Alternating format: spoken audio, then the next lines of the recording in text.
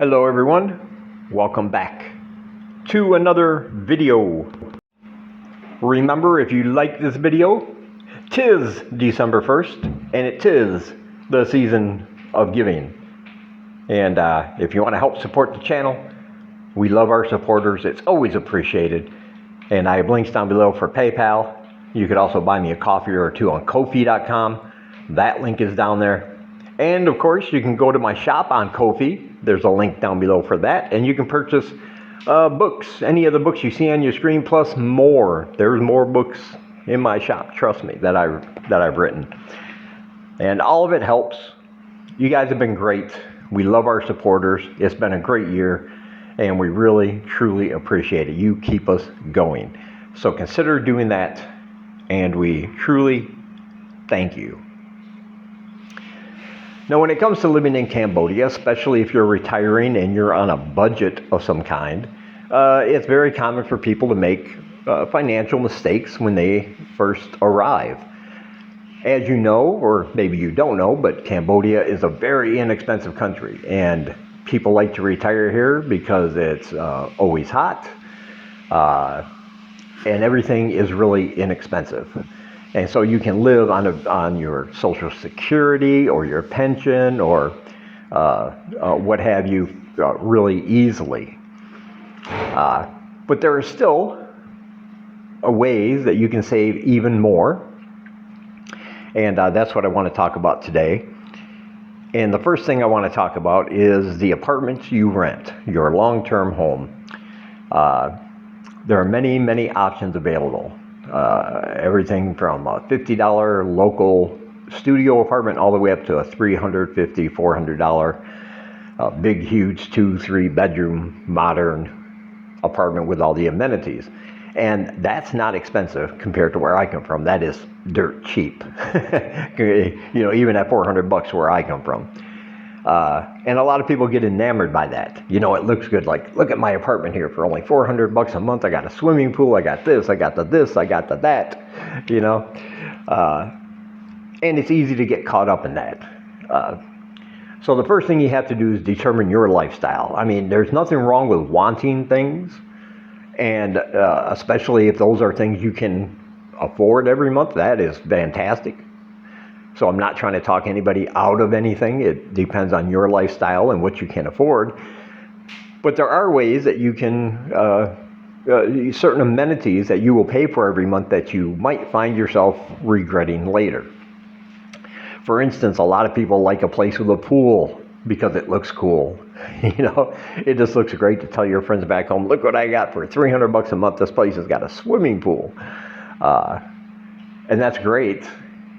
But then a lot of people, they find themselves using that pool maybe 2-3 times a year, and they're paying, $50, maybe $75 more than in another apartment of the same quality.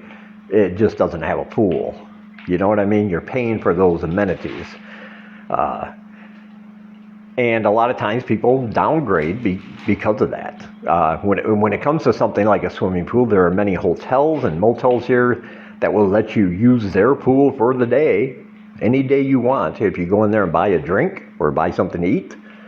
So go in there and buy a $2 cup of coffee or whatever, and they'll let you use it for the whole day on those days when you want to swim and cool off a little bit and use a swimming pool. So it's not really necessary that you have one at your apartment because you will pay for that amenity. The apartment we live in now, it's $80 a month. It is a studio, but it's a pretty big studio. It has an air con. I've never used the air con. Electricity is expensive. Our fan is just fine for us. But again, that's a personal choice for everyone. But when it comes to looking for apartments, it's best if you just get out and see what's available at different price points instead of just looking at one place online and seeing all these listings for $250, $300, $350, $400 apartments through these agencies. It might be better if you just get out, look around, ask some locals, tell them your budget, and They can lead you in a direction for places that might not even be advertising. They don't really have a website. They're just people that own the building, and they usually have empty apartments they're willing to rent. And some of them will be studios. And that's the other thing I want to talk about with apartments is that the size, well, the size does matter, ask any woman. But the thing is, how much stuff do you need? What do you need compared to what, you just want? What is it that you need? Because if you get a big place and it's mostly empty, I find that most people will find a way to fill up that place with things they don't really need, but because they just got big empty space that they want to fill up with stuff, and sometimes that you get looking at some of it going, I didn't really need this. I didn't really need that. I don't really need a pool. I don't really need a microwave. Maybe I use it a couple times, here and there, but it's not nothing I need. And so when it comes to looking for apartments, you can save a lot of money every month just by choosing wisely and determining your needs from your wants and making a choice that, of course, is best for you. Not saying don't live without anything that you actually need, but you can make that determination for yourself.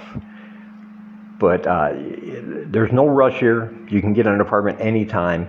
So if you want to spend a couple weeks in a guest house instead of like a couple days, so you have time to go around, find the area you want to live in, find the available apartments there, there's really nothing wrong with that. Because in the long run, you're going to save yourself a lot of money from paying more every month for things you don't really need, if that makes sense. So it's important to remember that there's no rush to get an apartment here. And when you do, you can find a lot of places that will not be listed on the marketplace or in forums or anywhere just by walking around, looking, talking to locals, asking, and that kind of thing.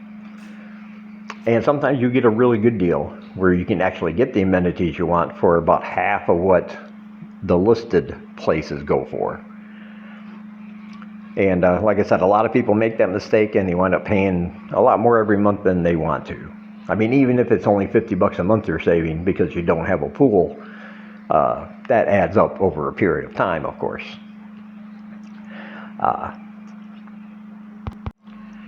And that will also go for the food you want to eat. Cambodia has a big food scene, especially here in Siem Reap, big food scene. And you can get all available options. You go grocery shopping, you can go to the Western style markets. That is going to cost you more, but if you shop at the local markets, you can get your beef, you can get your pork, you can get your chicken, you can get your vegetables, you can get your fruits, you can get all your oils and salt and pepper and everything else you want for much, much cheaper than shopping at like a big Western style supermarket. There are specialty items, of course, that have to be imported, and those will cost you. Nothing you can really do about that because you pay for them import fees, But generally speaking, if you take a chance and shop at the local markets, Salu, Sacha, Sasamaki, Sakram, all those places, you're going to find yourself saving a ton of money on food that you prepare yourself.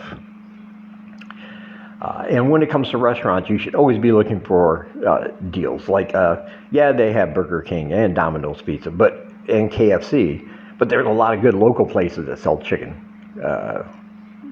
just like KFC, and it's excellent, and it's at least half the price. Same thing with burgers. You can get a Whopper meal for like $8 or something, but I know a place where you can get a hamburger and a thing of fries for like $3. And it's filling, it's delicious, it's good, and you save a ton of money that way. And don't be afraid of the local street carts. Those will save you a lot of money because those are usually really inexpensive options, and yet they cook it right there in front of you. You can see what they're doing, you can see what's going in, and it's just delicious and inexpensive.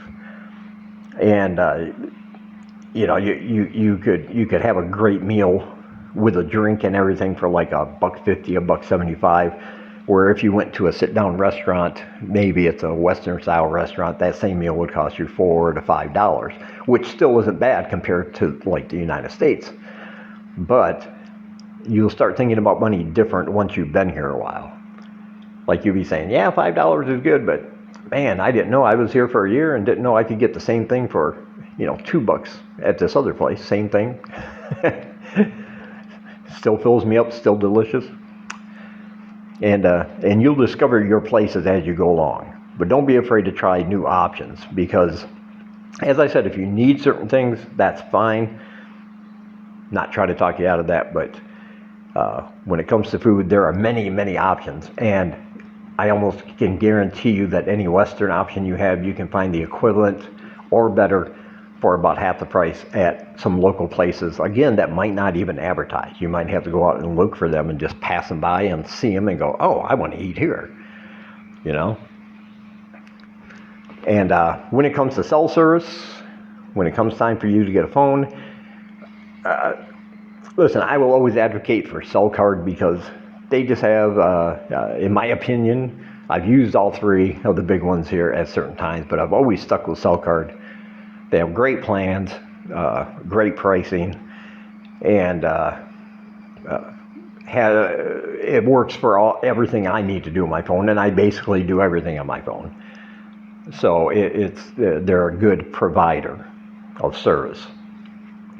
My plan is for $1.50, I get 15 gigs per week, and even if you don't use 15 gigs of data in a week, when you renew it the next week, what you have left over will roll over. So you'll always have data.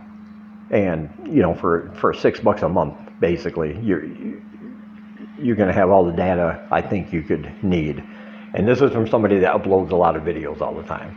And that takes up a lot of data. So you can imagine.